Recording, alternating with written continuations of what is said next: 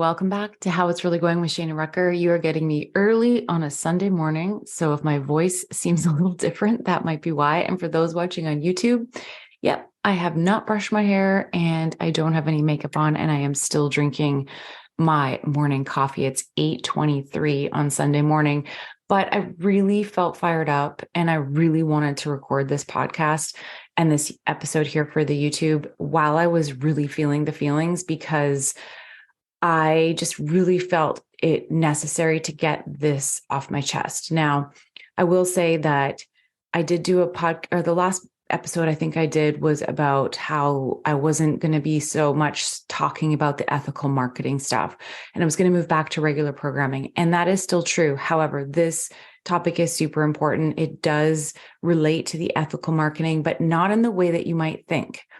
And this is why I wanted to do this podcast episode, because as I mentioned in the last episode, that when it comes to doing your research on ethical marketing, you are going to come across a lot of accounts, Instagram accounts, YouTube accounts, different social media accounts and things where there are people who are advocating for ethical online marketing, which I think is amazing. And I think we absolutely need that. We need people who are have a deep interest in keeping this industry, in good standards and ethical. And those coaches and new coaches and those coaches who have been in the industry that may not know better, they need to find that information. They need to be exposed to that information so that they can learn, educate themselves, and do better. And I truly believe that. That's the whole reason I started talking about ethics in marketing. But there is a but, and this is why I'm fired up today, is some of the accounts, and I'm not going to name any names, but some of the accounts that I have been following, and I have mentioned this, that some of them definitely have their own agenda when it comes to showing up online and sharing the ethical marketing stuff, because I do feel like it is a trending topic. And so there are people who I feel when I'm looking at their content, it feels like they're jumping on a bandwagon kind of thing, so to speak. And again, I'm not going to name any accounts, but then there are some who are also, here's the thing, they're really great at educating on the things that are going sideways in the industry.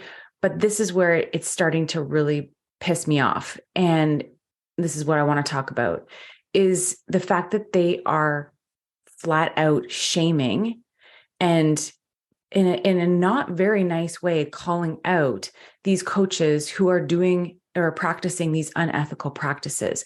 And here's what I want to say about that. As a coach who was introduced to the industry back in 2015, 16, when I first started noticing people coming online and coaching, what they knew, what their skill sets were, there wasn't any real education. There wasn't really anything that taught you. There was a couple, at the time, I remember Amy Porterfield had like a build your own online course program. There were very few coaches that I remember back in that time who were actually teaching how to build an online business through your skill sets. Dean Graziosi was somebody who I know I don't know if it was him who coined it, the knowledge industry, about being able to sell what you know to other people to help fast track and all that kind of stuff. And that was what we knew. Like, as a new coach coming into the industry, that was what we knew. And that's what we thought was okay. And that was what we were being told we should do. And we didn't know better, right? And so what I'm seeing in this in these people who are creating these accounts and talking about unethical marketing practices, who are very qualified to be talking about this stuff, absolutely, it's like almost like they're angry at the coaches who are coming into the space doing some of these unethical practices, and they're calling them out in ways. They're calling them scammers, and they're calling them, they're just like they are knowingly doing these things. And I agree, there are some coaches out there who are knowingly doing these things and scamming people. But I would say majority of the coaches who are coming into the online space aren't knowingly scamming people. They are doing what they have been taught by the people before them. They're doing what they have been taught by some of these big names like the Amy Porterfields, the Dean Graziosis. They're doing those things because they think that's what they're supposed to do. And I'm pissed off because I'm absolutely one of those people. I just did what I was taught to do by people who I thought were authorities in the industry. A couple of things that they talked about. So one of the masterminds I did, in my time, one of the couple that I've learned from were Chris and Lori Harder, who I love. I think they're great. Chris and Lori are both incredible business people. They've been very successful in multiple online businesses. To me, they have every right to be doing what they're doing and sharing their knowledge with people because they have proven themselves in the industry. And I'm going to say it. In one of the trainings that I was in, they talked about buying followers and that was a way to, when you increase your numbers, there is a, what do you call it? It's like an unconscious, people seeing those high numbers on your account that shows that you're an authority. That was something that they actually told us that they have done, and that would be a legitimate way to help validate your expertise. Now, this was way back in 2000, I think it was 2018 or 19. And that's not way back, but it feels way back. And sure, that to me is a total unethical practice. I would never do that. They were basically, what they would say is they were, taking back the curtain of behind their business and behind businesses in general and what people were doing in order to grow their authority, in order to grow that trust factor in their businesses. And some of the things that they shared were definitely unethical. I'm not saying that they did those things. I'm saying that these were things that they were saying that people were doing. And if we wanted to be relevant, we needed to consider some of these things is basically what they were doing. They were pulling back the curtain behind businesses and talking about some of these things, like talking about best-selling books, how to get them in the top 10 on all of these lists and all this kind of stuff. When you are a new coach or you are new to the online coaching space and you have authoritative people telling you these things, you think it's okay as somebody who, and so one of the other things, one of these ethical accounts talking about unethical marketing, one of the things she also brought to light was these Yahoo PR articles, like different kind of PR articles that you can purchase. And I've done one of those. I had Yahoo reached out to me. So Yahoo did reach out to me and say, hey, we think you'd be great for this article. It's about the top 10 coaches in a certain space. And we've looked at your account and we would like to offer you one of the spots. Okay. Like when you're a new coach or a newer coach and you've been doing your business and then someone reaches out to you and asks you this, you're like, oh my gosh, this is amazing. I would totally love to be a part of this. Of course, it makes good sense for business too, right? Because you're like, oh, I'm going to be a top 10 coach, right? So, and then in the conversation behind the scenes, as the Yahoo people were reaching out to me, I was asking them questions and I'm like, what is my part? What's involved? How much is it going to cost? Right? Because I'm not stupid. I know that there's probably, there's something in it for them. And it was like $300. And she said, it's like $300, but that is because we edit your article. So we have to pay our people to edit your portion of this article. And so, of course, to me, especially at the time, I was only a couple years into my business. It totally made sense for me to do that. I was super thrilled to have that, to be able to have the article, to be a part of that, to be able to show it on my social media. Now, I didn't know any different. I didn't know that that was wrong. I didn't know that that was unethical, whatever. And this person's account who was calling this out was like calling these people scammers and scamming these things. And I get it. It may not be the best thing for people to do now that we're all getting smarter and we're all educating ourselves. And we know that people pay to be in Forbes. We know that people pay to be in top 10 lists. We know that people pay for followers and all of those things to help build their credibility. But when everyone's doing it, and you're newer into the industry, you don't know that that's wrong. You just think it's part of what you're supposed to be doing. And the problem I have with this person who's calling this out is that she is treating everyone in her content like we are maliciously, purposefully scamming people by taking part in these things. And that is not the case. And it pisses me off because there are coaches who are coming in who are seeing this kind of content, who are trying to do their best, learning about ethics and marketing so that they can make changes in their business and be better. But then they see content like that, and then it makes them feel shameful. It makes them feel wrong. It makes them feel embarrassed. It makes them feel like they don't want to actually work their business. And I'm sorry, but there are legitimate people who have legitimate skills who maybe didn't go to Harvard Business School, but yet they have built multiple successful businesses on their own and are self-taught, and they have what it takes, and they have the experience, and they have what they need in order to be able to build a coaching business and teach somebody else about business. And in my opinion, I believe that you can be self-taught, because we had this conversation on the podcast with Lori Turner. Lori Turner is a social media guru. She has helped incredible people on the online space, big name people, really increase their presence on social media. And she is completely self-taught when it comes to Instagram, when it comes to Facebook, when it comes to algorithms, when it comes to Pinterest, when it comes to all of these things. She has spent hours upon hours upon hours teaching herself these platforms. She didn't go to school for it. She doesn't have a certificate that says she's a social media guru from a college or a thing, but she absolutely has the right to share her knowledge in the coaching space as a social media coach, because she has the proof, she has the hours invested, she knows what she's talking about.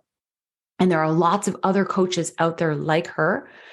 And to be classifying everybody into one bucket in the online coaching space, to me, is actually hurting the industry just as much as the people who are doing these unethical practices that know they're doing them. Like, I think we have to be a little bit more open to the fact that this industry is new. People are coming in at incredible speeds. There is a lot of success that is happening in this industry for sure. I know that this industry is into the billions of dollars, probably even per day. I don't know the official numbers. Way back when I talked to Dean Graziosi, who did know the numbers, I think he said Forbes was saying that this was something like by 2025, the knowledge industry would be going up to $1 billion a day in revenue. And it is a fast growing industry, but we can't sit there and call every coach who's doing things unethically scammers and manipulators, because they don't know they're doing it. They don't know any better. They've been taught by these big time coaches. And I get it. It doesn't make it right, but they've been taught by these people, and they think it's okay because these people are well known, they're well liked, they're successful, they're doing big things, they're associated with other big names, and we all think it's okay. It doesn't make it right, but it also doesn't make it right for you to call them out and call them scammers and manipulators. Sure, some of them absolutely are, but not everyone. And so I feel like there's this like big sort of space in the coaching industry where there's the people who are, doing their thing. They don't realize that they're doing unethical practices. And then there's the people who are up here who are calling everybody scammers and doing these things. Like, yeah, I get it. In the coaching industry, there are different levels of people. There are people who are new and don't know. There are people who are been in the industry for a long time and don't know and think they're doing everything right. And yeah, there are the fucking scammers. I get it. But you can't classify us all in the same bucket. And I see them. It's almost like they're angry at the industry, and they I don't know what their mission is educating for sure, but if they're trying to shut it down, this has grown too far too fast. I don't think that that's going to get shut down, but we definitely need to be better. We definitely need to be educating ourselves and be better. I really wanted to get this out there because I am seeing kind of two sides to this. And it's one side is, yeah, we need to be better. We need to educate. We need to do things in a more ethical way, honest way. Consumers are getting smarter. They are not being duped by the smoke and mirrors and just looking at numbers and flashy pictures and all that kind of stuff. They know They know they're doing their due diligence and they should be asking questions, looking for results, getting proper testimonials, asking for credentials, all of those things. Consumers are getting smarter. And so we do need to be better. That's what I'm saying. We do need to be better. We need to be better for ourselves and we need to be better for our clients, right? We're not in this to price gouge. We're not in this to take advantage of people. We're in this because we truly want to help people. And I get it. There are people out there who just, they don't know better and they're trying to learn, and we need people educating. Absolutely. But we don't need them shaming and making coaches feel horrible for doing practices that they didn't know were wrong. Like, we can educate in a way that isn't mean, basically. And I think that's the other side of it, is that there are people who are seeing this as an opportunity to stand out and grow their own business by taking this angle of this like extreme sort of view. And I think that there's actually a middle ground here that we can come to, where we can talk about these things, we can educate people and come from a place of maybe they don't know, and let's educate them in a way that is going to help them understand, but not make them feel like garbage. And that's my point.